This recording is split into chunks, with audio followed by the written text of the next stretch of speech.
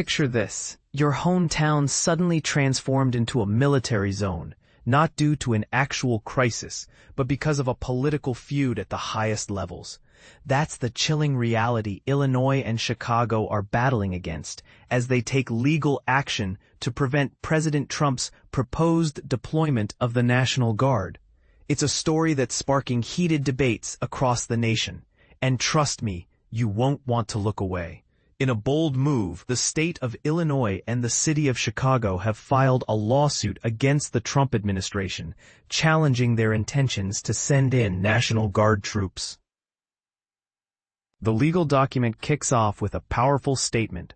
The American people, regardless of where they reside, should not live under the threat of occupation by the United States military, particularly not simply because their city or state leadership has fallen out of a president's favor. This isn't just rhetoric, it's a direct call-out to what the plaintiffs see as an unwarranted intrusion. Diving deeper into the lawsuit, which you can view in full here, https://www.scribd.com/document928892121, Illinois National Guard lawsuit. Both Illinois and Chicago are listed as the parties bringing the case. Illinois Attorney General Kwame Raoul lays it out clearly. Defendants' deployment of federalized troops to Illinois is patently unlawful. He goes on to explain that the plaintiffs are seeking a court order to stop what they describe as the illegal, dangerous, and unconstitutional federalization of members of the National Guard of the United States, including both the Illinois and Texas National Guard. To help newcomers understand, federalizing the National Guard means transferring control from the state governor to the federal government, allowing the president to deploy them for national purposes. This is a significant shift. Think of it like borrowing a neighbor's tools for a bigger project, but in this case, it's military personnel being repurposed without local consent. Raoul is pushing for a temporary restraining order, arguing that such a deployment would stir up additional unrest, breed mistrust of police, and inflict damage on the state's economy. For instance, imagine businesses closing due to heightened tensions, or tourists steering clear of a city perceived as under siege. That's the kind of ripple effects they're warning about. But here's where it gets controversial. Over the weekend, a leaked federal memo obtained by CBS News revealed plans to federalize up to 300 members of the Illinois National Guard. Their mission?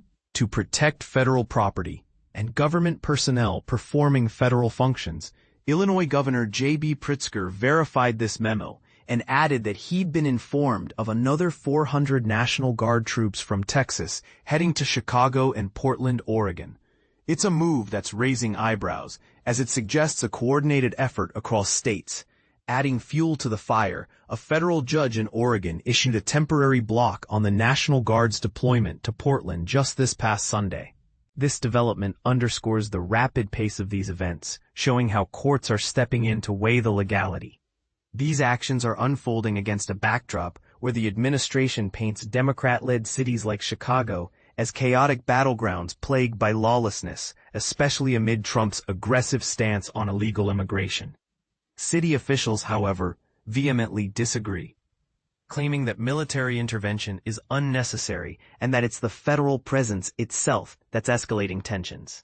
The lawsuit hammers this point home, labeling the plans as part of President Trump's long-declared war on Chicago and Illinois, and branding them as unlawful and dangerous.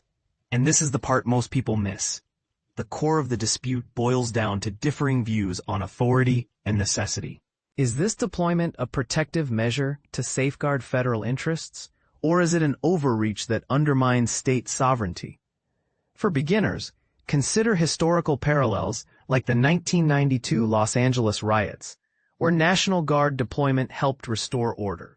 But critics argue it can sometimes feel like an occupying force rather than a helping hand.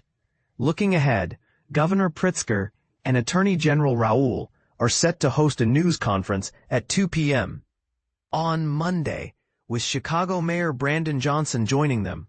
CBS News Chicago will broadcast it live on our 24/7 news stream and on air, so stay tuned for more updates.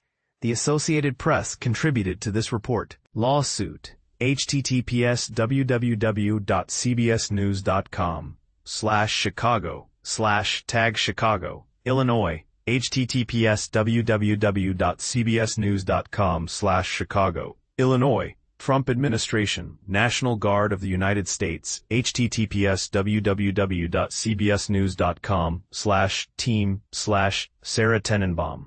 Sarah Tenenbaum is the senior digital producer for CBS News Chicago, covering breaking, local and community news in Chicago. She previously worked as a digital producer and senior digital producer for ABC7 Chicago. What do you think? Is this lawsuit a necessary check on presidential power, or could it be seen as resistance to legitimate federal efforts?